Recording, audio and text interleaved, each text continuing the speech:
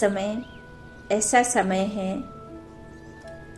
जहाँ हर कोई सचमुच अपने आप को इतना कमज़ोर समझता है और इतने जल्दी हिम्मत हार जाता है और अपने आप के अंदर खुद के प्रति भी भावनाएं ऐसी रहती हैं कि मैं ऐसे नहीं कर सकता, मैं इस लायक नहीं हूँ, मेरी किस्मत देखो कितनी ख़राब है, मैं इतनी मेहनत करती हूँ फिर भी मैं कभी भी सक्सेस नहीं हो पाती हूँ, क्यों मेरे जीवन में इतने दुख हैं, डिप्रेशन में चले जाते हैं, इतना सोचते हैं कि जो कार्य बड़ा नहीं है लेकिन सोच को इतना कर देते हैं कि हर कार्य असंभव लगता है।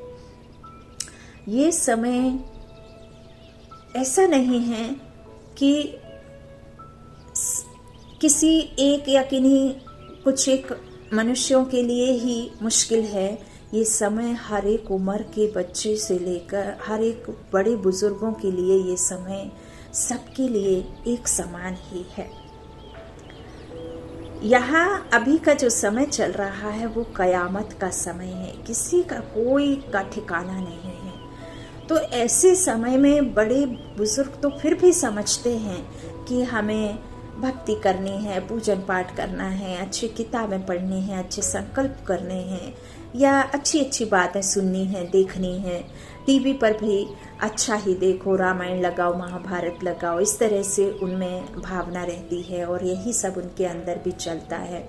तो यह सब जो है वो आजकल के न्यू जनरेशन में नहीं है, नए बच्चों में नहीं है। आप महाभारत रामायण लगा देंगे तो उन्हें गुस्सा आ जाती है, वो नहीं देखना चाहते हैं, वो उठ करके भाग जाएंगे। उनको आजकल के नए फुहड़ता जो गंदे सॉन्ग्स चले हैं इस तरह के ही पसंद करेंगे। न्यू मूवीज़ जो आई हैं सिनेमा वो देखना पसंद करेंगे, नहीं तो फिर अपने फ्रेंड सर्कल के साथ बैठ कर के गॉसिप करेंगे। वो भी इतना व्यर्थ, इतना संस्कारों से लेस जो बातें होती हैं जिसमें बिल्कुल भी कुछ भी कहना चाहिए सच्चाई या किसी तरह की ताकत आने वाली चीज़ें, बातें, ये सब नहीं होता है। इतना बातें करेंगे, इतनी बातें होंगी लेकिन उसमें एक भी सेंस नहीं होता है। इतने कमज़ोर हैं यहाँ दुनिया में आत्माएं कि इतने जल्दी हताश हो जाते हैं, निराश हो जाते हैं। और इन सब का कारण यही सब है जो आसपास हम देख रहे हैं, सुन रहे हैं, इस तरह की जो एनर्जी उनके अंदर में आती है। तो यही सब कारण है उनको डिप्रेशन में ले जाने का, हिम्मत हारने का, जल्दी से निराश होने का। तो हम माता पिता का जो कार्य है वो ये है कि आपको उनके ऊपर विशेष ध्यान देना है।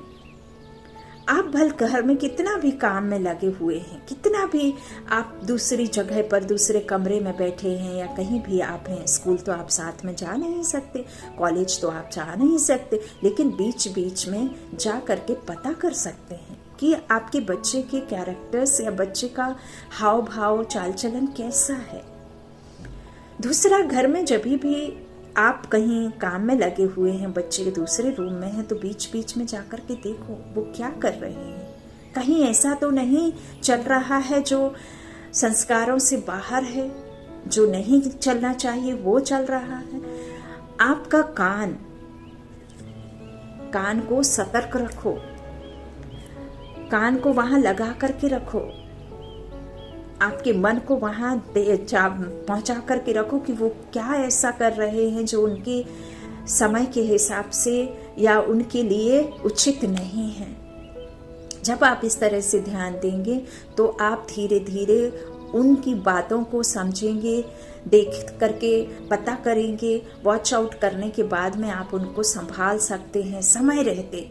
ऐसे नहीं कि बच्चा 15 साल का 20 साल का हो गया तब आप उनके पीछे लग गए और उनको फिर पनिशमेंट देने लगे, गुस्सा करने लगे, डांटने लगे। ये एज ऐसी होती है, इस एज में यदि आप उन्हें डांट डपट करते हैं, यदि आप उनको 2 लोगों के सामने कुछ बोलते हैं तो उन्हें बहुत बुरा लगता है, क्योंकि वो भी चाहते हैं कि प्यार करे कोई मुझे। लेकिन जब हमें प्यार करने का, जब उन्हें संभालने का, सुधारने का, सही रास्ता दिखाने का समय होता है, तब हम उनकी तरफ विशेष ध्यान नहीं देते हैं और हम उस समय ध्यान देते हैं, तब वो समझते हैं कि मैं समझदार हूँ या जो मैं कर रहा हूँ वो अच्छा कर रहा हूँ। दुनिया बहुत बदली हुई है और माँ पिता तो अपने पुरानी ही बातों में, पुरानी ही हमारे को ज्ञान देते रहते हैं कि हमारे आजे ऐसे थे, पराजे ऐसे थे, हमारे ज़माने में मम्मी ऐसी थी, हमारे ज़माने में भाई बहन ऐसे थे, ये गेम होते थे, वो गेम होते थे। आजकल देखो फ़ोन में लग जाते हैं, टीवी देखने लग जाते हैं, ये है, आउटडोर गेमिंग नहीं है, कुछ नहीं है। तो ये तो रियलिटी है। बाहर में ऐसा क्लाइमेट भी नहीं है, माहौल भी नहीं है कि आप उन्हें ज़्यादा देर तक छोड़ सकें, क्योंकि समय ऐसा है कि यदि आप ज़्यादा समय के लिए छोड़ देते हैं तो गेम कम। और आजकल लोगों की मनसा और लोगों के कर्म ऐसे हैं जो उसको रास्ते से भटकाने वाले ही होंगे। नशा चल रहा है बाहर, छोटे छोटे बच्चों में ना जाने कैसे कैसे संस्कार बढ़ गए हैं। ये सब आपके आसपास की नेगेटिव एनर्जी है, तमो प्रधानता है, कर्म लोगों के खराब हैं, वो कर्मों का उनके ऊपर में क्या है, वातावरण का प्रभाव है। तो ऐसे समय में जो स्वपरिवर्तन, विश्व परिवर्तन की बात परमात्मा कहते हैं अपने महावाक्यों में, अब आप क्या करें जो अपने बच्चों को बदल सकें। विशेष बात यहाँ है। तो कई बार बाबा के वीडियोस देखते हैं हम, सूरज भाई जी के देखते हैं, शिवानी बहन जी के देखते हैं, शिवानी दीदी के, तो इन सब के जब हम देखते हैं मैक्सिमम यही जो हैं परिवारों के लिए और इस तरह से बच्चों के लिए संस्कारों को बदली करने के लिए वीडियोस बहुत सारे, लाखों वीडियो डले हुए हैं और लाखों वीडियो से लाखों परिवर्तन भी हुए हैं माता पिता के द्वारा।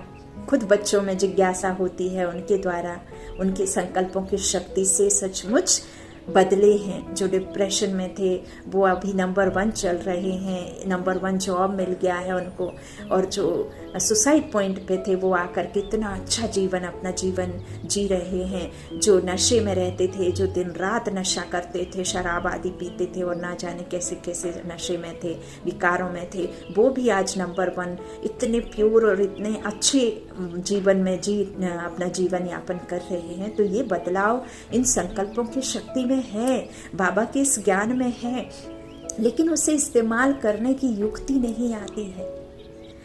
जैसे कि बाबा कहते सबसे पहले तो स्व परिवर्तन करना है, तब फिर कोई आत्मा के प्रति आप मेहनत करेंगे तो वो सफल होगी। यदि आपके अंदर ही नहीं है परिवर्तन तो आप सामने वाले को कैसे परिवर्तन करेंगे। तो आजकल कहते हैं सुनने से ज़्यादा आपको देखते हुए लोग बदलते हैं, आप कैसे हैं, है ना।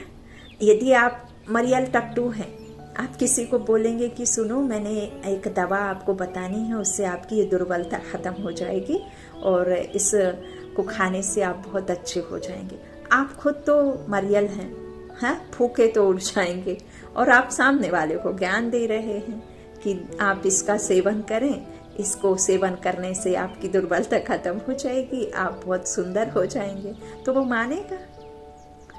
आप इस तरफ देखेंगे, वो आपका जो भी आपका दिया हुआ है ना वो फेंक देगा उठा के, क्योंकि देखने और सुनने में और आपके कर्म में और आपके जो चाल में फर्क होता है। तो बदलते नहीं है। बाबा क्या कहते हैं, आजकल के समय में सिर्फ सुनने से नहीं बदलते, लेकिन देखने से बदलते हैं, है ना। चमत्कार को नमस्कार है ना आजकल। तो कई बंधन डालने वाले भी जीवन का परिवर्तन देख करके बदल जाते हैं। तो करके दिखाना, बदल करके दिखाना ही श्रेष्ठ सेवादारी बनना है।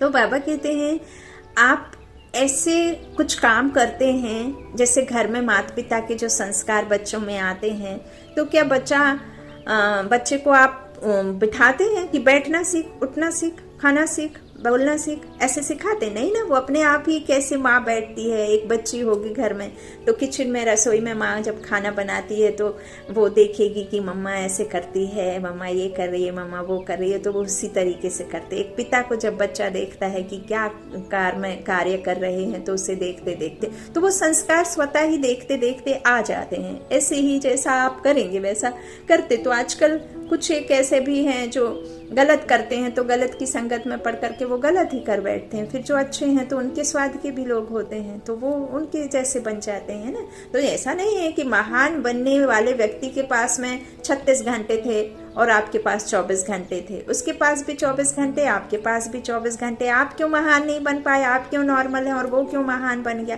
क्योंकि उसने 24 घंटे को 48 घंटे में परिवर्तन किया। उसने हर कर्म को, हर एक बात को, हर एक बोल को, हर एक संकल्प को उसने चेंज कैसे किया, कैसे उसने अपने आप को महान बनाया? क्योंकि उसने हर बोल को, हर संकल्प को, अपने हर एक समय को वेस्ट नहीं बेस्ट बनाया, है ना। तो वो फिर महान बन गए। तो बाबा यही कहते हैं कि जैसे अब यहाँ माताओं बहनों के बच्चों को संस्कार बदलने का है, कुछ एक समय वो शक्तिशाली संकल्पों में टिकी रहेंगी, करेंगी, लेकिन अंतर मन में आपके क्या चल रहा है? आप संकल्पों की शक्ति को वाइब्रेट कर तो रहे हैं इस मुख के द्वारा या जैसे भी, लेकिन आपके एक अंदर बैठा हुआ जो मन है, जो किसी को सुनाई नहीं दे रहा है, वो सिर्फ आप सुन पा रहे हैं। वो मन क्या कह रहा है जब आप किसी तरह का परिवर्तन के लिए भट्टी करते हैं या संकल्पों की एनर्जी क्रिएट करते हैं? तो जो आपके अंदर चलता है ना, कि जैसे मान लीजिए कि कोई आप संस्कार बच्चे को सुधारने के चक्कर में है, अब 24 घंटे आपके सामने बच्चा रहता है और वो हरकत उल्टी सीधी करता है, तो आप 2 बार शुभ संकल्प करेंगे और तीसरी बार आप उसके प्रति अशुभ संकल्प करेंगे, गुस्सा होंगे, है ना, क्रोध की एनर्जी फेंकेंगे और ये कहेंगे कि इनको तो सुधरना नहीं है, मैं बेवजह ही लगी हुई हूँ। वो बहन का सुना था, वो भाई जी का सुना था, बाबा ने मुरली में कहा था, मैं तो 21 दिन से लगी हूँ, मैं तो 1.25 महीने से लगी हूँ, इसमें तो कुछ बदलना ही नहीं है, इनको तो बदलना ही नहीं है। यही हमारी युक्ति गलत है, यही हमारा करने का गलत है। आपके अंतर मन में जो संकल्प है वो है सामने वाले को सुधारने का। ऊपर से जो बोल रहे हैं वो उससे नहीं सुधरती एनर्जी, उसकी वो संस्कार नहीं बदलते। देखिए, पहले एक वीडियो में डाला था कि बच्चों के संस्कार बदली करने के लिए कैसे आप बदल सकते हैं। तो बच्चे के, हमारी जो आत्मा के 5 फोल्डर हैं, 5 फोल्डर में एक है ओल्ड बर्थ से आत्मा संस्कार लाती है, हमारे पुराने जन्म से। तो हमें नहीं पता रहते कि हमने आत्मा ने कितने जन्म लिए, है ना। यदि आप सतयुगी आत्मा है तो आपके जास्ती जन्म होंगे और आप उसके पीछे पीछे आए होंगे तो कम ही होंगे, लेकिन जन्म तो बहुत सारे होंगे, एक जन्म तो नहीं होगा, किसी किसी का होता भी है। तो सबसे पहला तो आपका ओल्ड बर्थ से आत्मा संस्कार लेके आती है। दूसरा, माँ के गर्भ में संस्कार लेती है। माँ के गर्भ में कहते हैं ना, अच्छा सोचो, बच्चा को अंदर में है, वो भी उसी बातों को सुनता है। आप डिप्रेशन में रहेंगे, आप व्यर्थ सोचेंगे तो उस पर भी असर पड़ेगा, ऐसे कहते हैं। तो माँ के गर्भ में रहते बच्चा संस्कार लेता है। फिर जब बच्चा पैदा होता है तो हमारे आसपास जो भी रिश्ते नाते होते हैं माता पिता से, वो संस्कार लेता है। चौथा, जब वो बच्चा बड़ा होता है तो अपने समाज में, फ्रेंड सर्कल में, स्कूल से, ऑफिस से, है ना, जैसे जैसे बड़ा होता है। तो ऐसे आत्मा के ये 4 जो होते हैं फोल्डर हैं। अब 5वां फोल्डर आत्मा का कौन सा है? तो 5वां फोल्डर आत्मा का निज गुण, स्वस्वरूप, जो आत्मा के 7 गुण हैं, है ना, 5वां फोल्डर। तो वो आत्मा के 5वें फोल्डर को खोलने की आवश्यकता इसी समय पर है। तो आत्मा का अनादि स्वरूप कैसा है? ज्योति बिंदु, है ना, पवित्र आत्मा। अनादि कैसी है? ज्योति बिंदु पाप समान है ना आत्मा, निराकारी दुनिया से आने वाली आत्मा एकदम कैसी है? बिंदु, है ना, शांत स्वरूप, पवित्रता के गुण उसमें होते हैं, शांत स्वरूप, शक्ति स्वरूप, है ना। बाबा कहते हैं ना, हमारी आत्मा के जो निज गुण हैं, 7 गुण हैं, पवित्रता, प्रेम, सुख, शांति, शक्ति, ज्ञान, आनंद। तो इस 5वें फोल्डर को हमें जगाना है। उस आत्मा के जो संस्कार हैं, वो संस्कार जो उसमें है ही हैं, होते ही हैं, उस फोल्डर को ओपन करने के लिए आपको बहुत मेहनत करनी पड़ेगी। आपके अंतर्मन में संकल्प कतई गलत ना आए, सूक्ष्म में भी। दूसरा, बच्चों को बताएं कि बाबा कौन है। बड़े बुजुर्गों का तो ठीक है कि बाबा कौन है, लेकिन अभी का समय सबसे जास्ती बाप का परिचय बच्चों को पहुंचाना है, बच्चों को देना है, क्योंकि आप फिर भी घर में रहकर गृहस्थ में संभालते हैं, गृहस्थ जीवन में रहते हैं। आसपास बच्चे को ना जाने कहाँ कहाँ जाना होगा, कहाँ कहाँ जाता है, किन किन आत्माओं के साथ मिलता है, किन किन टीचर के साथ उठना बैठना है, या टीचर से पढ़ाई पढ़नी है, दोस्तों के साथ में रहना है। आजकल बच्चे विदेशों में पढ़ाई करने जाते हैं तो कैसे कैसे संस्कार वाली, कैसे कैसे लोगों से पाला पड़ता है, अच्छों से बुरों से, है ना, गंदी संगत में आ जाते हैं। तो ऐसे समय में परिचय अपने बच्चों को देना है। और जो आप माता पिता समझते हैं कि अरे हम ही तो समझ लें, फिर बच्चों को समझाएं, तो आप सबसे पहले स्व परिवर्तन करें, फिर अपने बच्चों को शक्तिशाली संकल्पों से उनको चेंज करें, उनकी वृत्ति चेंज करें, उनको समझाएं कि ये निराकार शिव परम पिता परमात्मा सुप्रीम गॉड फादर, यही हम सबका गॉड फादर है। ये तीज त्योहार, ये बाबा को याद करना, ये भक्ति, ये शक्ति, ये ज्ञान, ये पूजा पाठ, ये अब ऐसा नहीं है कि एक उम्र के बाद वाले ही करें, ये हर किसी के लिए है। उस ईश्वर की शक्ति से खुद को जोड़ना, उस ईश्वर की याद में रह कर के उन शक्तियों को अपने में भरना। इस संसार में छोटे से छोटे, बड़े से बड़े की ताकत बन करके सिर्फ और सिर्फ वही आपको सतमार्ग पर और सद्बुद्धि के साथ में और हर एक कार्य को परफेक्ट करने के लिए सिर्फ और सिर्फ उसकी शक्ति ही साथ में चलेगी। बाकी इस समय कोई भी शक्तिशाली नहीं है। इस समय हर कोई दुखी है, परेशान है, और वो दुखी परेशान आपको शक्तियों से कैसे भरेगा। आपके बच्चों को शक्तिशाली बनाने के लिए उस सुप्रीम सोल गॉड फादर की शक्ति, वो सर्वशक्तिमान के बाप के संस्कार और उस परमात्मा के याद से जो उसमें बल भरेगा, जो निश्चय आएगा, जो बुद्धि आएगी, जो उसके में सफलता की शक्तियाँ आएंगी, उसकी क्षमता से अधिक जो उसमें बल भरेगा, वो सिर्फ और सिर्फ सुप्रीम सोल गॉड फादर निराकारी जो